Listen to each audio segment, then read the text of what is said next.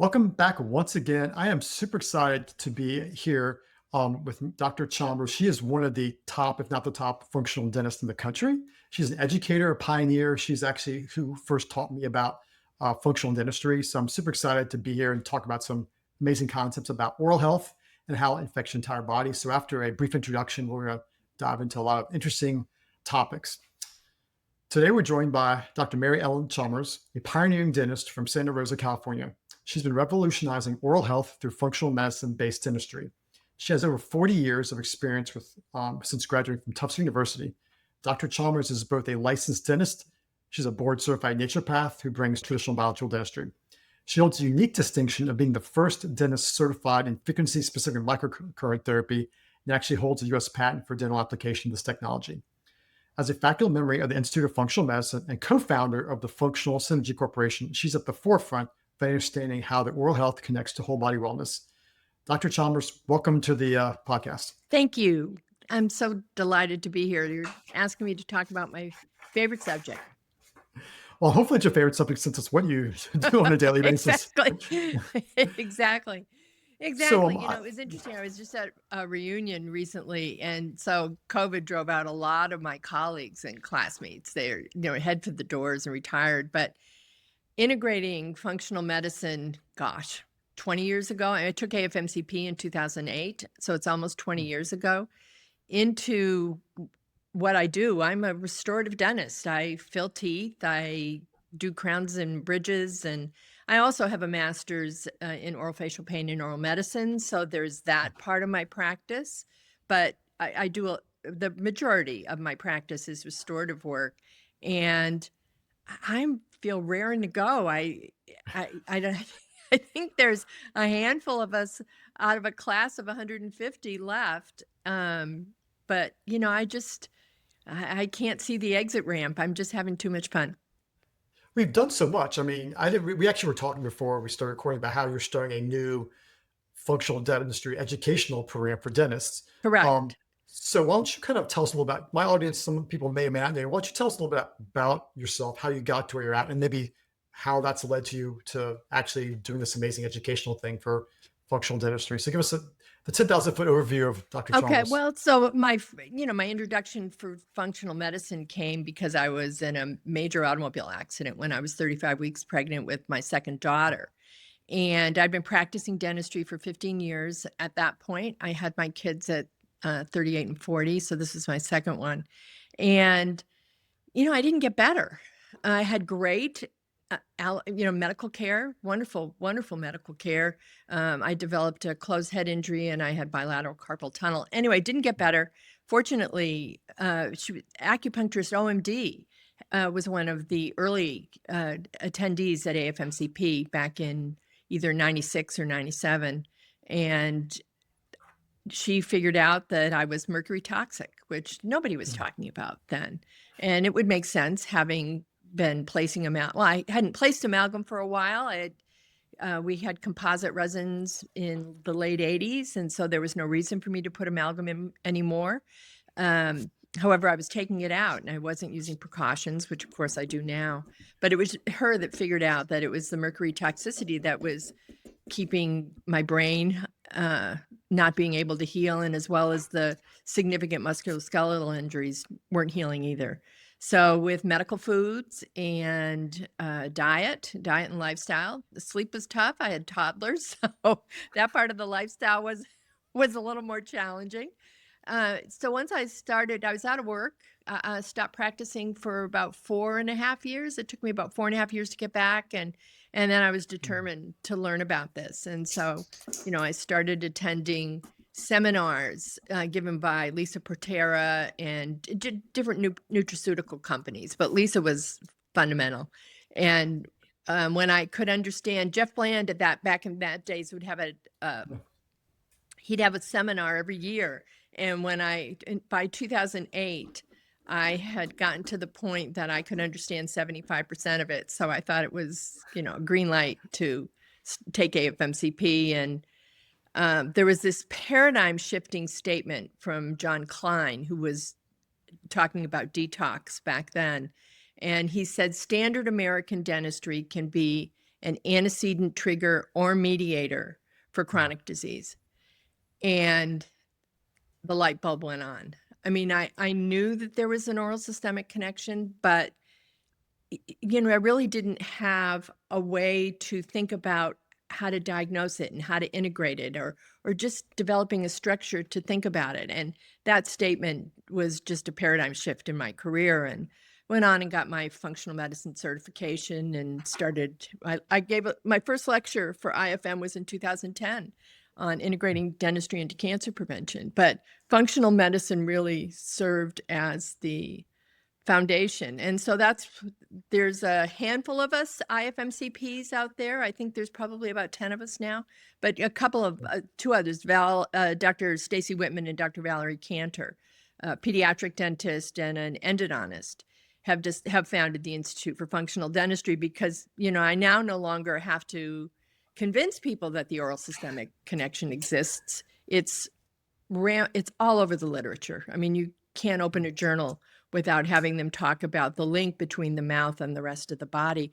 But for most dentists, it's the integration that's tough. And so that's why I feel so strongly that a functional medicine education will make a huge difference. Because when I look in the mouth, I see a tooth, but I don't really see a tooth. I see a body.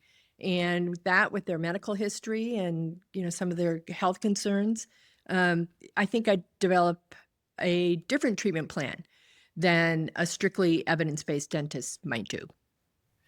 You said so much that I want to unpack a few things. That's a lot of amazing information. But one thing I tell people all the time is, like, some of the new cutting edge things we talk about now literally are decades old. And I didn't realize, that's crazy, that you said you were in your practice, were you in California back in the 80s? Yeah, Or where were you? I started practicing, moved from Boston. I practiced in Boston the first 3 years of my practice. I was in the Boston area. And then it was always my dream to come to California. I Okay. had a boyfriend in dental school that lived out here. And I came out here to visit and just fell in love with it. So yeah. Yeah. Well, the reason I was asking that, because, you know, you said that in the 80s, when composites came out, you stopped putting amalgam fillings in. And here in Richmond, where I've been practicing since 2007, I was in the military for a while. Like in 2012, dentists were still putting amalgam fillings in. And Well, so and they're still putting them in. I mean, I think it's dramatically less. Dental schools, a lot of the more progressive dental schools aren't teaching it anymore. I have my youngest daughter, actually the one that I was pregnant with when I had the accident. She's graduated from UCLA School of Dentistry last year, and she's now 2 years ago, actually, 2024, last year. And she's a periodontal resident at UCLA, but she got through dental school without having to put an amalgam in. I mean, you know, she had been raised, her dad, my late husband, was an endodontist, but we shared similar philosophies. Particularly, he developed a change in his perception of root canals about 2005, 2006, when we had a physician to dinner, and they entered into an interesting conversation, but I digress. But anyway, she grew up in this household, and so she knew what the issues with mercury were. And you know, at one point she texted me, she said, "I can't listen to this anymore." And I said, "Honey, just no red flags, just, you know, get through it." But she got through. She didn't place an amalgam at all. And actually, when she was in the pediatric clinic at UCLA teaches them about amalgam, but doesn't ever require them to do it as a need for graduation. So for instance, when she was in the pediatric clinic there, she asked about amalgam, and the head of the clinic said, "That's just not something we do here." And Okay. I got my master's at USC. When I was getting my master's at USC in oral medicine and oral facial pain, they don't even teach amalgam anymore. I think the one thing they need to educate about is the toxicity when we as dentists and assistants are removing it. So that's an important part of their education that I think is missing. But the IAOMT does a fabulous job educating dentists about the problems with mercury. So it's less. There was a paper that was published. It was in one of the more recent environmental health presentations where for years we were saying about 50% of the dentists were placing mercury amalgam, and it's dropped considerably because of the education of the younger dentists. But it's still something that's out there. And I see Yeah. patients routinely who still have mercury in their mouth. And just the idea just boggles my mind. You know, if you have mercury in a fluorescent light and it breaks, it's a hazard. If you take it out of your mouth, it's a hazard. But if it's in your mouth, it's 100% safe. That just still boggles my mind. That's the way we thought for decades. Yeah, well, and the justification was that, like any metal, when it's implanted in the body, it develops a passivation layer. It's that thin oxide layer that happens whether it's a titanium implant or a mercury filling. But with eating and chewing and drinking, acidic drinks, juices, sodas, it off gases. It corrodes and releases mercury. And there's good ways to measure it. There's a mercury chew test where you can measure it. Tom McGuire has got a website, and Dr. Tom McGuire, he's a retired dentist, but he had a video where he had a meter that was measuring off-gassing of mercury when you brush your teeth. Bruxers, people with mercury fillings. I saw a patient, just happened to see a patient yesterday. I'm not removing as much amalgam as I used to. And I think that's a function of being in California and the education that the younger dentists are getting here. So there's just not as many being placed. But I saw a woman, these fillings were probably placed when she was a kid. And she's in her early 60s. She saw a naturopath who found that she had really elevated heavy metal titers. Hasn't had significant health issues, but I think the operational word there is yet. Yeah. Well, let's talk about that briefly, because there's a couple of things when I look as a functional physician, I look in someone's mouth, I'm looking for, obviously this is your bread and butter, your zone of genius, so to speak. One of those top things is amalgams. So I want to walk through a couple of things like amalgams. When you see amalgams in the mouth, what does that mean to you from a functional dentistry perspective? Because I'm thinking about systemic toxicity and peripheral neuropathy and cardiomyopathy and hypertension. But when you're looking at what kind of things are going through your head when you see a patient with amalgams? When I see a patient with amalgams, I'm correlating that with different things that may come up in their medical history. So, for example, hypertension. In 2011, Dr. Mark Houston, the fabulous Dr. Houston, he wrote a paper linking mercury to hypertension, and actually in the paper talked about the way in which mercury damages endothelium. And so if I have a patient with hypertension and they have mercury amalgams, we're going to recommend that those amalgams come out. If the other thing to think about, sometimes you'll see a patient. I mean, I have a woman, she was late 50s, I think, when she was diagnosed with hypertension. She had a mouthful of porcelain, which crowns and onlays, inlays, which indicated that she had mercury amalgam fillings at a previous date. Those fillings were not taken out with precaution. So when you see someone, and she was thin, she was fit, she was active, just not who you would think about to have hypertension. And so that would be someone where you'd think, well, geez, if they have a lot of restorations in their mouth, maybe we need to think about looking at a heavy metal titer. The other medical history, the autoimmune patient. I worry about mercury with the autoimmune patient. There was a study, I believe I was published in 2015 with NHANES data. So very high quality data. It was about 6,000 women. And what they found was a correlation. They ran an ANA, anti-nuclear antibody, which is an early marker for autoimmune disease. When they noticed they noticed that women with elevated ANA levels also correlated often with elevated mercury levels. And this was in advance of any autoimmune symptoms. So when I see a patient with autoimmune tendencies, family history of autoimmune disease, when I open their mouth and I'm suspicious about autoimmune disease based on what I'm looking at findings in their tongue. That's going to be another patient who has mercury amalgams that concerns me. The final is patients with family history of neurological disease. So, when I see someone, obviously, if they have neurological disease, the amalgams need to come out. But I think we need to look closely at the family history. So patients with a history of Alzheimer's disease or any kind of dementia, Parkinson's disease in their family, because the research now is really pretty clear. The links have been, the pathways have been identified with respect to amyloid plaque and neurofibrillary tangles. And so those are other patients where I'm going to suggest, even in a filling that looks clinically sound, we're going to recommend that they consider getting those mercury fillings replaced with something different. So what kind of testing for mercury, because there's hair testing, there's some blood testing, there's serum testing, there's urine testing. What kind of testing do you do if you want to see if someone has an elevated or concerning mercury level?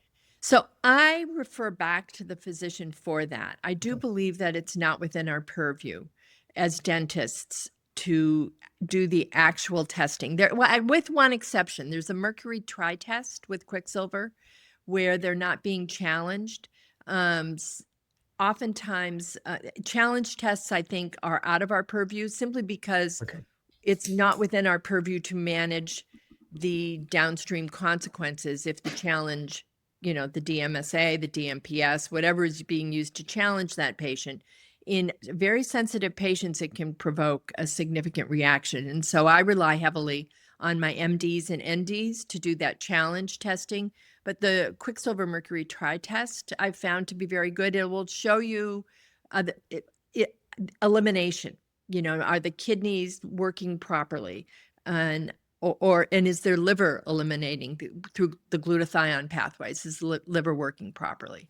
And that's a non-challenge test. It looks at it. It's a 3-sample. It's hair, it's urine, and it's blood. So some fillings are one of the major things you look for in the mouth. I tend to think of people with gingivitis as a marker for gut inflammation. They have leaky mouth. Could you talk about gingivitis and periodontal issues a little bit as far as how they play into oral health and systemic health? Yeah, well, and so when we talk about the effects of the oral cavity on the rest of the body, at baseline, what we're talking about for the most part is toxicity. And, the sources of toxicity are metals and sometimes metal allergy in an autoimmune patient. But the other very important area of toxicity is infections. And infections can come from either periodontal disease, gingivitis, more often periodontal disease than gingivitis. And it can also come from root canals because what we find very similar systemic effects. So we do know in early days with respect to periodontal disease, we could only talk about an association. We really weren't, the literature really didn't support us talking about bidirectional relationships or cause and effects. Now that, with the exception of diabetes, it's long been established that there is a bidirectional relationship between diabetes.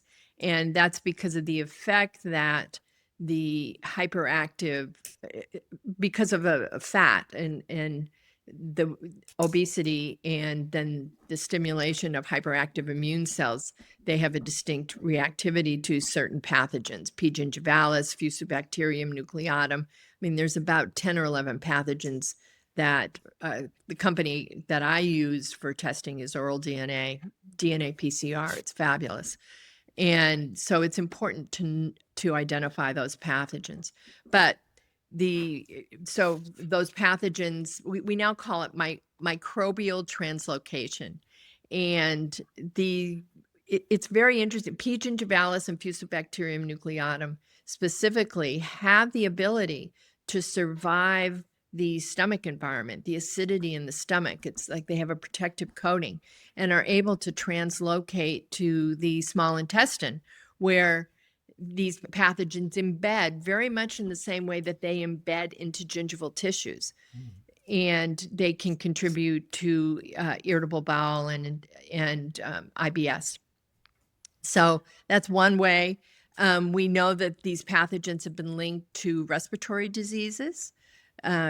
pneumonia, bronchitis, cardiovascular disease, P. gingivalis, and Fusobacterium nucleatum have been found in atherosclerotic plaques. It's because of the acute phase proteins that they activate that then lead to cardiovascular inflammation and damage of the endothelium. And finally, we know that there's through the action of gingipanes, and we know that P. gingivalis has a dramatic effect on Alzheimer's.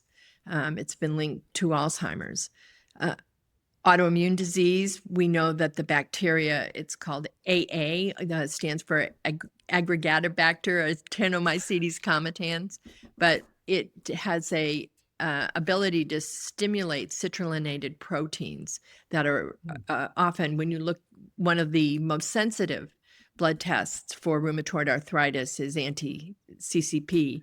And so it's these elevated citrulline proteins that can have a direct impact on triggering rheumatoid arthritis. So, it really depends upon a patient's family history and genetics and what their predisposition is with respect to what the systemic effects are going to be from these periodontal pathogens. So that's really intriguing because I've not heard the association with oral bacteria, the AA. I'm not going to say the word, but the AA. I have to practice. I practice before. Every That's time right. I You know would I'm going to have to say it, I have to practice. You say like 20 times to get it down. But and rheumatoid arthritis, I know about in the GI tract with Proteus mirabilis and the association with signaling being an activator through molecular mimicry for rheumatoid. But the oral, that's really interesting.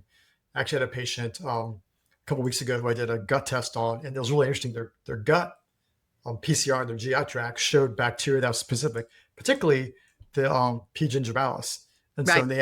they had colitis. They actually have microscopic colitis. I'm sorry, collagenous colitis, and have had recurrent dental things. So it's really interesting how the gut and the mouth interact. Well, and there is a bidirectional relationship with the gut and the oral microbiome.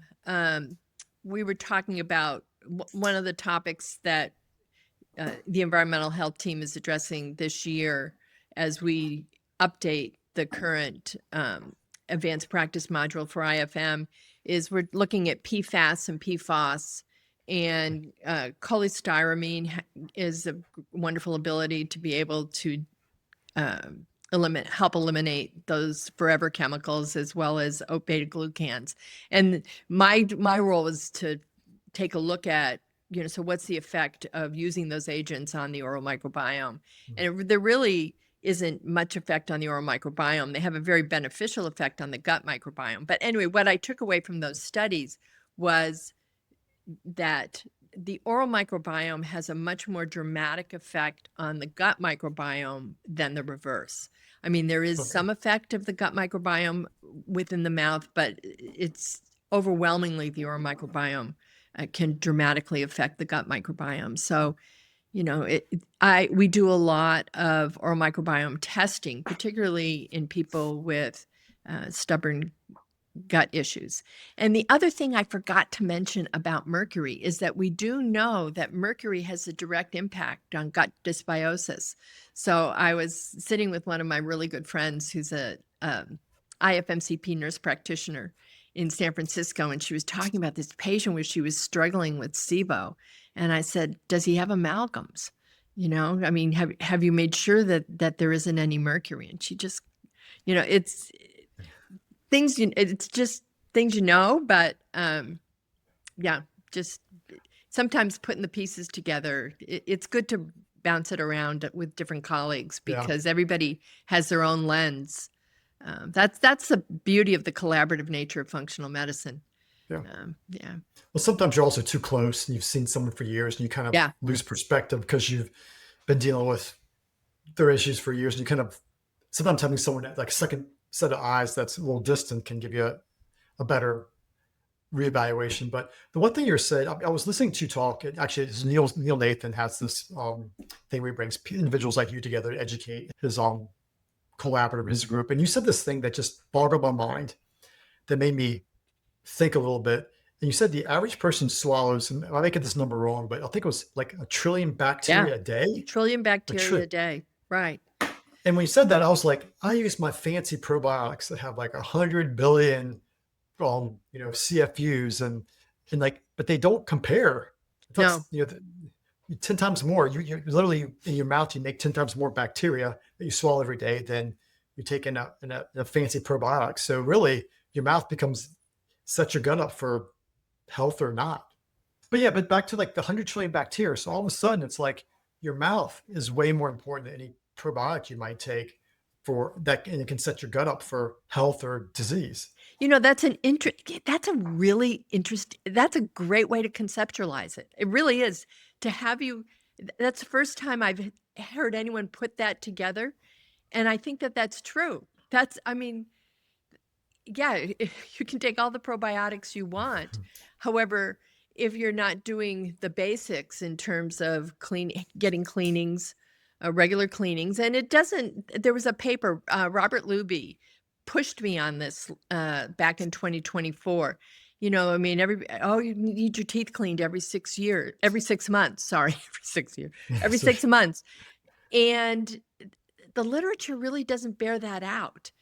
So everybody should have their cleanings really personalized to what their needs are. yeah, The other important thing to know, as I mentioned with these bacteria, and I glossed over it because we talked about P. gingivalis and F. nucleatum, Tenerilia, these bacteria that invaginate and embed into the small intestinal tissues. Well, they also embed into gingival tissues. And so one of the big fallacies is that, scaling and root planing, and I see this happen a lot in periodontal offices. I'll have patients referred in from the functional medicine practitioners in the Bay Area. One in particular was referred in. Her MD was able to get her gut in shape, but was not able to address her HbA1c. She had a persistently elevated HbA1c, and in spite of anything, she couldn't get it down. And she knew she had periodontal disease. However, she was seeing a periodontist every 3 months for cleanings. However, when she came into my office and we did the oral microbiome testing through oral DNA, we found that she had elevated levels of P. gingivalis, Fusobacterium nucleatum. I think she had a total of about 7 or 8 of the pathogens present. So she needed a course of antibiotics. It's a 10-day course. In her case, we used amoxicillin and metronidazole. Gone.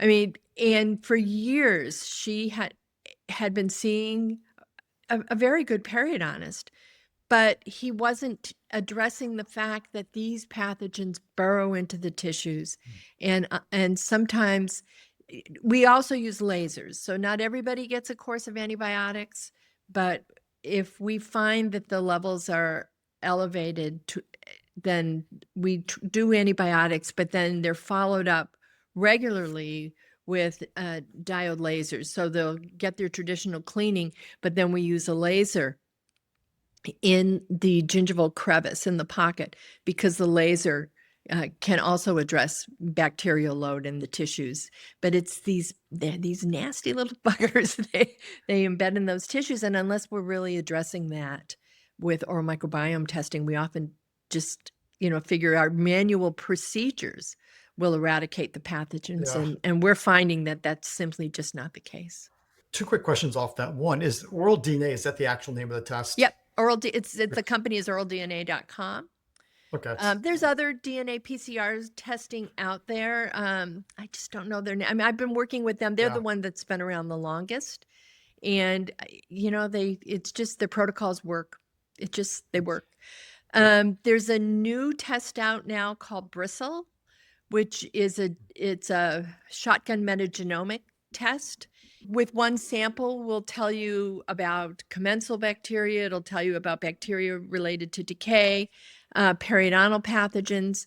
But the problem that we found with the shotgun metagenomic methodology is that the way they're reporting on their population that have had testing. So Oh, it's relative to other people. It's not empiric like a DNA PCR test is. yeah, that makes And sense.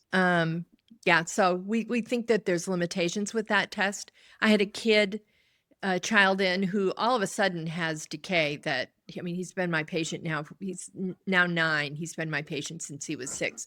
And all of a sudden I'm seeing these large carious lesions. And so we did a bristle test to see what's going on because I want to know what's going on with his microbiome. And so we'll use it in that instance. But for periodontal disease, I like the DNA PCR testing Okay. much better. And the one patient that you gave them, I think you said amoxicillin and flagyl. Did their A1C come down after Yeah. that? Yeah. And, If and, they and it, yeah, no, her A1C is now low 6s. It was in the 7s to 8s, persistently okay, 7 to 8. Yeah. Yeah. It made a that's pretty huge amazing. difference. That's pretty Huge amazing. difference. So let's talk about root canals because I feel like most people get gingivitis, their gums bleed, or they scaling. Like those are things that I don't have to convince people you need to address it. But the root canals is tricky because people are like, oh, they've been there for 10, 20 years, they're safe. Mm. I went to the dentist, they did the X-ray, I'm fine. And yet, our patients 3, 4, 5 years later, one gets infected all of a sudden, right? Or they get a cone CT done, and you're like, oh my gosh, you got infected. So could you talk to that? Because I feel like that's, you know, with my patients, it's a big roadblock, or maybe it's a stumbling block, or they also don't quite get like if you have a root canal. I personally assume they're all infected. Maybe I'm wrong, but until they're proven otherwise. But why don't you educate us about that? So, when my husband retired from doing root canals in 2012, he retired referring to himself as the preacher that didn't believe in God anymore. This was a Harvard-trained endodontist who, at dinner, we had a MD who does integrative oncology, and he leaned across the table. This is at a dinner party. His wife was there. We had a bunch of people. He said, "John, I'm seeing cancer along meridians of failing root canals. Can you talk to me about that?" And my initial reaction was, "Oh my God, there goes, there goes the dinner party. It's going to be awful for me." But to my amazement, he leaned across the table and he said, "Isaac, what do you talk to me about this?" And then from that point, he always wondered. He had done some reading, and anyway, but it was his perspective changed.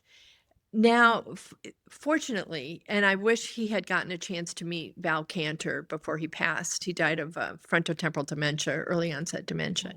But she has really, the technology today for root canals is not what it was 2010, even 10 years ago. I mean, John, once he understood that, it was shortly after that we integrated ozone into our practice, and I had a diode laser. So he was using a diode laser, which is nowhere near as effective as the photona lasers that Dr. Cantor uses. But he started integrating those and saw better resolution and better healing. The issue with root canals is the roots of the teeth are comprised of what we call dentinal tubules, and they're microscopic tubules. And say an average molar can have anywhere from 2 to 3 miles of tubules where pathogens can hide out. So in the older root canals specifically didn't have these enhanced techniques that are much more effective at disinfecting those microscopic tubules. So we are now back. I mean, Val, there were years where we were more likely, unless a patient was absolutely insistent that they wanted to save that tooth, we were more likely to extract the tooth and put an implant in than we were to do a root canal. Dr. Cantor has changed that. And for your patients who want more information, Joe Mercola interviewed her years ago, 5 or 6 years ago. So there are videos out there, but it's the technology. So if a patient is going to have a root canal today, it's critically important that CBCT X-ray be done, that a microscope is used, that either a laser or a gentle wave. Dr. Cantor is one of the few dentists, she's in LA, that has both. Her office, she's got 3 endodontists in there. but it's these advanced technologies that do such a wonderful job actually disinfecting the dental tubules and creating an area where we don't have residual infection lingering in those teeth. Now, that said, there are patients within their medical history where we're going to think twice. The literature has been clear for years, that diabetics just don't do well. We see persistent periapical radiolucencies. Periapical radiolucencies are those dark areas around the roots of the teeth. And for years, they were called bone scars. Everybody thought that it was just a fibrous lesion, the bone didn't heal, not a problem. But we now know that these persistent periapical lesions do emit inflammatory cytokines and have systemic effects for a patient very much in the same way that periodontal disease does. There was a study published in the American Dental Association journal, actually, and I believe it was 2009, where it was out of Harvard. They had a large number of the population, I think was either 55 or 6,500. And what they found was that patients with 2 or more root canals had 2 to 3 times more likelihood of having cardiovascular disease. So we know that those lesions can contribute to cardiovascular disease. We also know, and this is more recent literature, that patients with autoimmune disease don't seem to heal very well when they've had a root canal. So there's just doesn't seem to be the resolution of the infection in the bone, and the cytokines and the chronic inflammatory chemicals that are produced as a result of these persistent infections are just simply a problem, and a long-term problem. So Yeah. it's important, and the hard thing is that often these areas of infection are silent, and so the patient has no pain. And I think it's important for dentists to be able to discuss the literature and say, well, I know you're not in pain, but this is what the current literature shows, and it's high evidence. It's all systematic reviews. I think the best way to diagnose them, you often can't see these periapical lesions. You need a CBCT cone beam. And so with our patients with a number of root canals, we don't do a cone beam every year because I think it's far too much radiation, but we'll follow them and make sure that we can see an intact. The lamina dura is the hard white line, the cortical plate. It's evidence of an intact cortical plate, and it's evidence of healing. So we'll very carefully make sure that we can see lamina dura around these root canal teeth.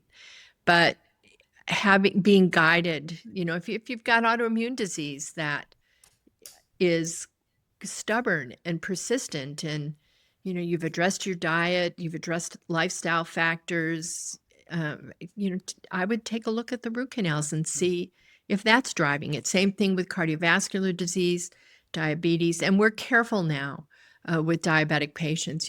These are the patients that we're going to talk about. Well, maybe we don't have a root canal.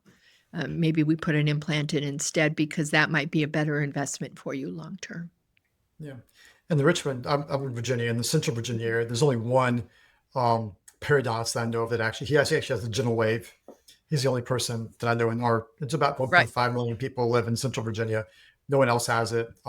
There's one local dentist that has a CT code in his practice for diagnosing infections. So it's just, something people aren't aware of. And so is this a safe statement to say that, well, this is the way I kind of look at patients. If you're coming to see me, you usually have multiple issues. You usually have autoimmune issues and chronic fatigue and long COVID and, you name it, right? So for those individuals, when I see them, if they've had root canals, I pretty much universally say you should get a CT code to make sure they're not infected, because it can be part of your health issue. Is that a pretty safe statement? That's exactly that. And my front desk has been instructed to screen new patients.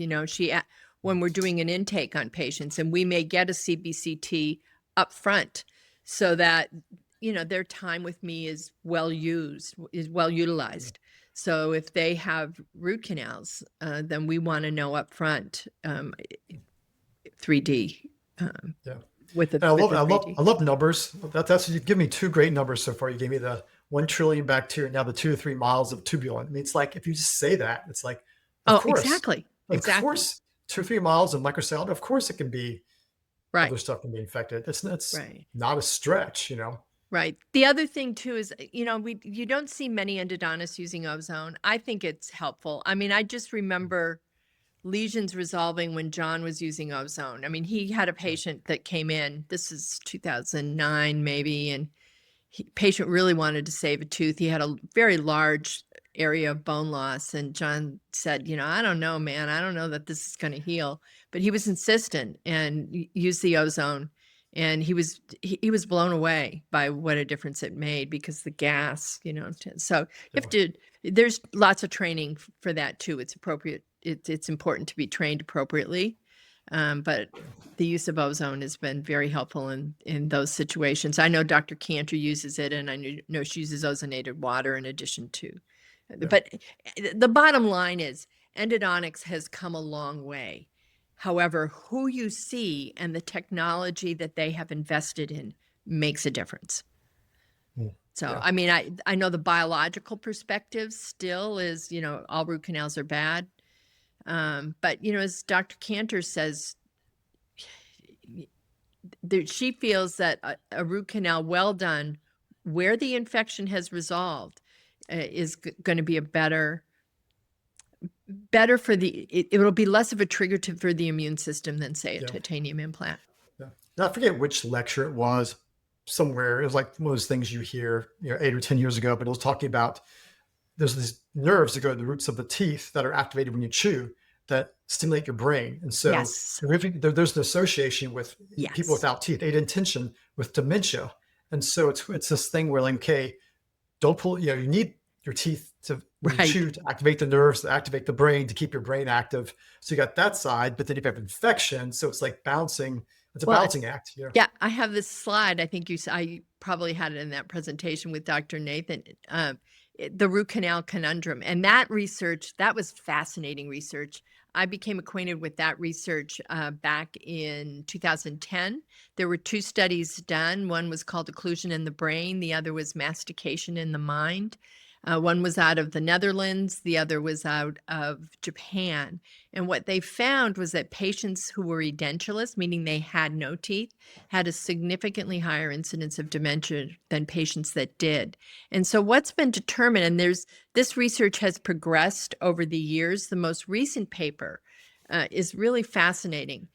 So what we now know, the early papers were trying to determine exactly how those pathways worked and what areas of the brain were the ones affected. Well, we know it's the hippocampus, and we have nerve fibers that run, you're correct, the proprioceptive fibers that run around the outside of the tooth in the periodontal ligament.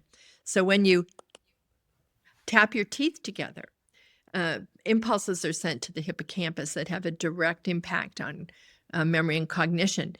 There was a study done, it was published in the Journal of Dental Research, and they had put rats in a maze, and they messed up their occlusion, but they kept filing down their front teeth. And what they found, that rats who didn't have ideal occlusion couldn't find their way out of the maze. Fascinating stuff. So, we, in our office, we use something called a T-scan, which is a computer wafer. It's a very thin wafer that connects with a handpiece to my computer. And so we measure how teeth come together in time increments of 1/100th of a second and force values of 1/100th of an inch. So we know very accurately which tooth hits first when. But having as I was started to say, one of the most recent papers talked about that even in children, you might want to look at their occlusion if they're having ADHD or cognitive issues, that's something that we really, we need to address. So keeping our teeth is important, and an implant does not transmit those proprioceptive impulses. So, one of the favorite restorative things now is an all-on-4, where they'll take out all the upper teeth and they'll put 2 implants here and 2 implants there, and they build a denture. But the problem with that is those implants don't have those proprioceptive fibers. So you're right. That's a it's an important consideration when we're talking about cognition, and maintaining cognition is perhaps having a root canal done, but having it done with the appropriate technology. You mentioned kids. I want to talk about that a little bit because with kids, you know, they have teeth that are cockeyed and they get pulled, and then they have issues with sleep apnea. Could you talk a little bit about some of the issues with kids' teeth, Right. particularly So alignment? I'm going to tell. So Dr. Stacy Whitman would be someone you want to interview. She's brilliant. I have this much knowledge about airway in children. She's just amazing, and she's on this crusade because of what she's seeing happening with children's teeth. So airway is a big factor. It's a huge factor. And, you know, gosh, in my day, you basically took teeth out and just made them line up, where now much more importance is given to airway. And the orthodontists that I refer to are airway-centric orthodontists, meaning that they use this CBCT technology to evaluate a child's airway, and that they are what's more important to them is establishing appropriate bony architecture between the maxilla and the mandible, and making sure that these kids are not going to be set up for sleep apnea. And then they'll worry about lining their teeth up and giving them a nice smile. So finding airway-centric orthodontists, I think, are especially important. Well, one of the things as well with that I've seen, because of nutritional issues, you tend to have less development of your lower jaw. And so Correct. some of these kids that have teeth pulled, it's actually a marker of smaller airways and narrowing the airways. And so I'm always worried about, okay, you got these pulled, you're probably more likely as an adult to have sleep apnea or as a teen to have sleep apnea. And if you're not sleeping well, it can look like ADHD, it can look like anxiety, it can look like a lot Correct. of learning disabilities, processing problems. It could just be the child has sleep apnea, is not sleeping. Exactly. I mean, it can lead to a whole host of behavioral problems. And a lot of this comes back to the old Weston Price Yeah. research about, jaw development and our heavily processed foods. So diet is always an important conversation in my office. And Yeah. Yeah, I think one of the few people who actually read Weston A. Price's textbook of nutrition and physical degeneration. It was a great read, but also there's a lot of stuff that's in it that people who claim to follow Weston A. Price actually, it wasn't actually in the textbook. So it's a great read though, and there's a huge correlation with nutrition and facial structure. yes. Yeah. Yeah. His work is still relevant, I feel, Yeah, very much absolutely, so. 100%. Yeah. So, is there anything else in the mouth here? We talked about, gingivitis, periodontal issues, some alignment stuff, root canals. Is there any other like hot button topics or red flags in someone's mouth when you're looking at metals or anything else that you will see when you're thinking about someone's systemic health in their mouth? Well, so gluten. I mean, I want to talk a little bit about gluten, Okay. because we now know that gluten sensitivity can be, and celiac disease has a dramatic impact on the mouth. Um, for years, we've known about the white spots, the little white Mm. hypocalcification spots. When I went to dental school, I was taught that those were because a patient had a fever. Well, actually, we now know that when those white hypocalcification spots are present in the teeth, 5 out of 10, no, 1 out of 5 celiacs, and actually a more recent paper out of France actually put that at more about 2/3, so 2 out of 3. But it's the white spots are maybe 1 in 100 will be due to a fever, but patients with those white spots, 2 out of 3 of them will have a celiac disease. And geographic tongue, which is those areas when you have lack of papilla on the tongue. I was taught it was idiopathic, just something you observe and you don't pay any attention to. We now know that is often due to gluten sensitivity and celiac disease.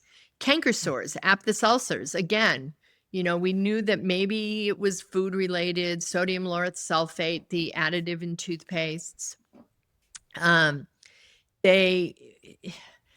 We now know that aphthous ulcers have a direct correlation with gluten sensitivity and celiac disease. So there was a terrific article published, and if you want, I can send you the link and you can link it with the video. It was published, it's a systematic review published out of Italy in 2023, where it very comprehensively identified the list now is like this as opposed to like this, all the different ways in which gluten sensitivity and celiac disease have an impact on the oral cavity. One of the most important ones, and we felt justified, there was a patient who came in. She had been seeing a periodontist. She was from the South Bay. She'd been seeing a periodontist. Somehow she got my name up in the North Bay. And she was in her early 40s, and she had uniform horizontal bone loss. So she had lost about a third of her bone height in her jawbone. So, and it was uniform. Most often with periodontal disease, you'll see angled pockets. The bone loss pattern won't be uniformly straight. So she was told by the periodontist, just, by the time you're 50, you're going to have most of your molars gone. So she came up, and I have a brilliant hygienist, Jessica Cummich. She's also taken AFMCP. She's been educated in functional medicine. And she scaled her teeth. We did an oral DNA. We did as we usually do, we did a DNA PCR testing. And she said, Mary Ellen, she doesn't have, she's not inflamed. Her home care is perfect. The tissues don't bleed. She said, this doesn't feel infectious to me. So we did a DNA PCR test, but at the same time, we also did a test for celiac disease and gluten sensitivity. And at that time, we were using EnteroLab, the stool test. And sure enough, she came back with no periodontal pathogens. However, she had significant levels of anti-gluten antibodies and tissue transglutaminase antibodies. And we did the American Heart Association. We identified that she had, I believe it was an HLA-DQ8 celiac gene. So that was back in 2016. This paper, for the first time, actually talked about inflammatory-based periodontal disease. And I think for patients that have intractable periodontal disease, I think taking a look at, and it's this pattern of uniform horizontal bone loss. So yeah, I think that's a really important thing to identify, the role that gluten and celiac disease can play in some patients with periodontal disease. Go ahead. No, so go ahead. No. There'll be another topic. There's one other thing that, yeah. Perfect. Well, I just want to recap, because I see this all the time: the white spots, aphthous ulcers, canker sores, geographic tongue. If you have any or all of those, which I see on a routine basis, you need to make sure you're checked for celiac disease, which any standard doctor can do a celiac panel. It's a pretty easy blood, usually through the blood. But I think that's huge. That's a big deal, because I see this all the time. Right. And I had not heard before the correlation with aphthous ulcers and the white spots with celiac. So that's a big deal, because that's something that I personally, just as a regular clinic, I'm seeing people with all of those all the time. Right. And it makes a huge difference, because I've seen people with chronic canker sores, and, they've stopped strawberries and they've stopped tomatoes, and we've changed out their toothpaste so that they're using a toothpaste without sodium lauryl sulfate, the emulsifiers, the sudsing agents. Yeah. But that was just a great finding. Right. So what was the other thing you were saying? The only other, so I want to just talk a little bit about toothpastes and oral. So, there's very little that impresses me after more than 40 years in practice. But this new technology, the nanohydroxyapatite toothpastes, are a game changer. You have to be very careful about the sourcing, and I'll talk about that in a minute. But we had, gosh, she was late 20s, early 30s. She needed 6 gum line fillings, which, was going to come to about $2,500. And it was hard for her to afford that. This is about a year and a half, almost 2 years ago. And I said, well, we just got this new, because this is through Stacy Whitman. Stacy Whitman has developed a phenomenal, it's called FIG, F-Y-G-G, Feed Your Good Guys. I said, I just found out about this new toothpaste. We're starting to stock it in the office. Why don't you try it and we'll see. She used the toothpaste for 6 months because they weren't so deep and so terrible that I was worried that we were going to, it was going to be dangerous to the tooth. So I said, let's try it and see. She came back 2 weeks before her scheduled appointment and we canceled the appointment. It remineralized these lesions. And I was floored because we've been using, so with respect to fluoride, I think of fluoride in my practice as chemotherapy. I don't not use it. I know that there's a lot of controversy, particularly now, about kids' brains. We know that it can have an impact on bones. I think the American Dental Association has called this junk science. I've read the studies. I don't think so. But if I have an oral cancer patient who's xerostomach, we're going to use every tool in our shed. Topical fluoride does work. Nanohydroxyapatite is so much more effective. And before that, we were using something called amorphous calcium phosphate and a product called MI paste. Again, the nanohydroxyapatite is much, much, much more effective. So I can't say enough about that. Now, the criticism and the concern is the shape of the particles. So it's important to source your nanohydroxy toothpaste with a product called Nanoxim, Nanoxim. Nanoxim is been developed in it's a product sourced from Portugal. It's of course more expensive than the other nano products that are ostensibly coming from China. But it has got European safety. It's met European safety standards. It is a rod-shaped. It's a rod-shaped particle as opposed to a needle shape or a cone shaped. So it isn't going to embed in the tissues. I think some of the concern with nanoparticles is that they embed in the tissues. So it's important. I believe there's currently 4 toothpastes that use the Nanoxim, Boca, Biocidin, Risewell, and Risewell Pro, and Fig. And so we stock Risewell and Fig in our office. They have different characteristics, and patients may have a preference one or the other. But I am, as I said, so little has impressed me, but I'm blown away, just blown away by how effective that is. Now, there will also be microhydroxyapatite toothpaste, and the difference between the micro and the nano is that the micro does not penetrate as deeply as the nanoparticles will. But it's these nano toothpaste, specifically with Nanoxim, that are a game changer with kids and even in adults, because you're drinking red wine and coffee, and I've been using it now for a year. I just use it once a day. I don't use it all the time. I have another microbiome friendly toothpaste that I use for my breath, and it's herbal based, tooth and gum paste. But I feel we see a difference in the quality of enamel, even in adults who don't have issues with decay. So I think that's an important takeaway. So to clarify, because Roswell, I've actually used that product with my son when he had some cavities. But the Roswell, you referred to the toothpaste or the rinse? Toothpaste.